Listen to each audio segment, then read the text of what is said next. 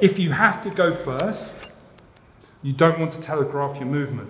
So what I wanted to talk about today is a very simple concept. Closest weapon, nearest target. It's just a simple idea of hitting from where your hands lie.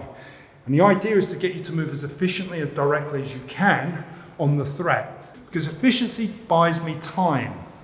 Time buys me safety.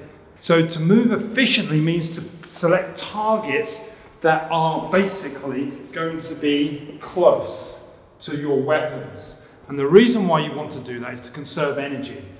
So a simple way of looking at it, as I said before, is that wherever my hands are, so throw a punch, whatever it is, doesn't matter one, I get my hands up, okay? When I'm in this situation, he throws another punch, boom, and I'm in this situation where I'm firing, I'm trying to stick to his arms, and I'm trying to get inside.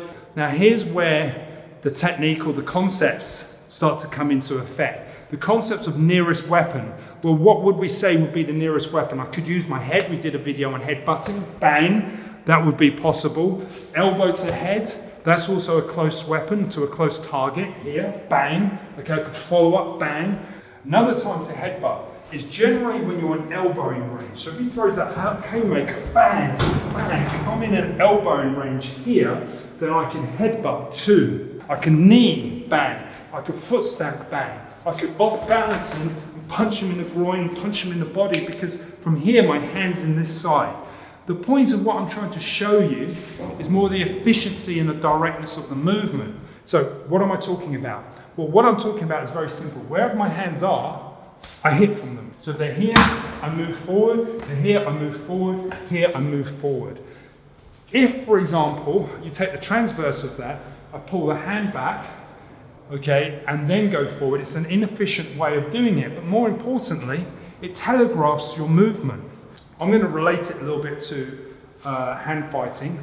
If, for example, he throws a punch and I get contact with that arm, however I get contact with that arm, and it doesn't matter, he's throwing a volley of punches and I'm like this, and I'm fighting him, I'm trying to tie his arms up. When I get to this position, okay, I don't swing my hand all the way back here and start to club away and punch. Okay, what I do is I move wallet from here, wallet from here. The closest weapon would be the elbow, obviously. Bang, okay? But the most important thing is what I'm not doing is I'm striking from where the arm or the hand lies. I'm not pulling it back and priming it and hitting. What I'm doing is I'm going bang from here.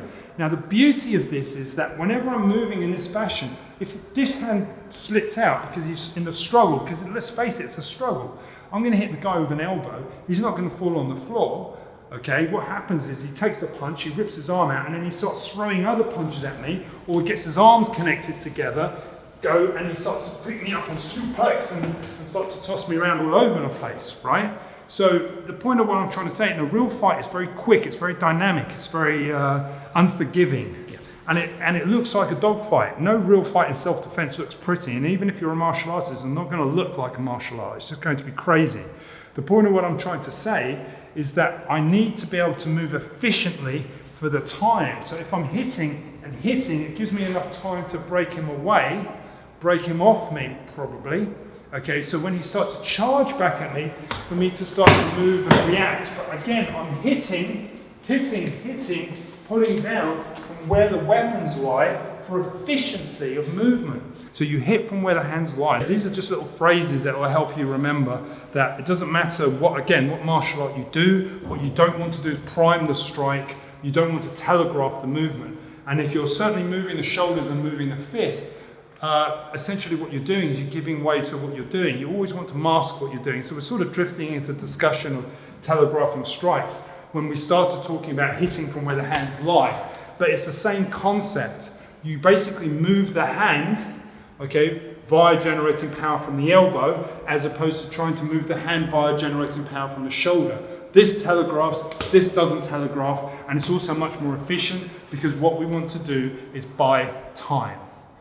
And that's what you've got to look at. The less time you have in a real fight, the more risk there is, the more riskier it becomes. So what I need is to move efficiently, because with efficiency, buys me time gives me safety, and it also gives me time to react. So safety is really the paramount thing. It's So whenever I'm moving, I'm hitting from where the hands lie, or attacking from where they are, the positions of the limbs. So it doesn't just have to be the hands, it could also be your legs. So closest weapons, nearest target. Hopefully you've picked up a couple of points. Valid theory, does work. It doesn't matter what martial art you do, it doesn't matter what fighting system you do. Even if you do MMA, it really makes no difference whatsoever because it doesn't rely on athleticism. What it relies on is just good practical ability. Thanks for watching.